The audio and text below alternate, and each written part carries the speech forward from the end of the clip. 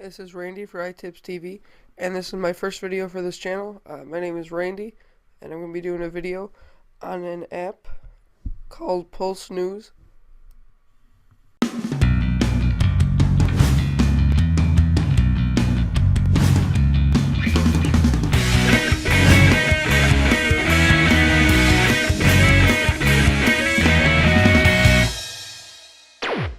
ahead and zoom in and show you that. That one right there for the iPad. Go ahead and open it up.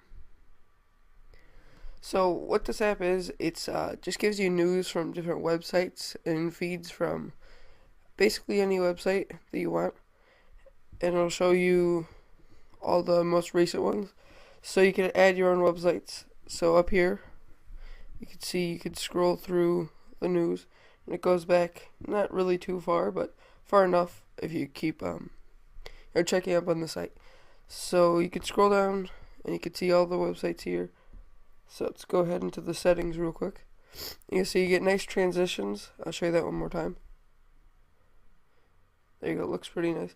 So you can have different pages, up to 5 I believe, and you could also rename them. Yeah. So I only really use the first one because I don't like going over to different pages, but you can go ahead and just add another one. So as you see here, there's some featured ones. You go over and browse. Let me zoom that in there. So you can browse through different websites. You can search, do a search for one. You can do Reader, where you can tie it to your Google Reader account, and you can also use Bump. And you can bump sources with other devices. So let's just go ahead and add one. Let's do Limitless Droid. That sounds like a good one. So it's been added. Let's go done. Go back to the app here. And see here on page 2, you have this website. I've never even heard of this website, but it actually seems pretty good, so I think I'll keep it. Let's go back to the home. You could go up here in the corner and you can refresh. See, it doesn't look like there's any new news, but let's go ahead and see what happens when you click on something. Let's go down to something that has to do with Mac or Apple. I mean, since this channel is iTipsTV, let's do this right here.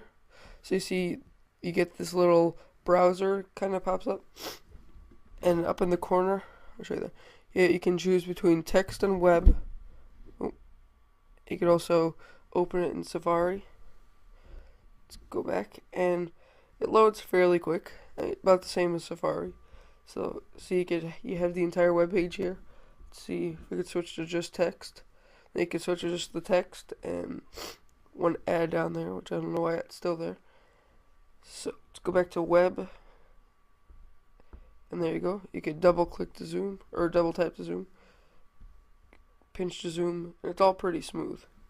So then down here in the corner, I could zoom in there, you have these options. This button is to go back to see all of the news. Right here, I'm not completely sure what that is. Oh, email. You could share it with email.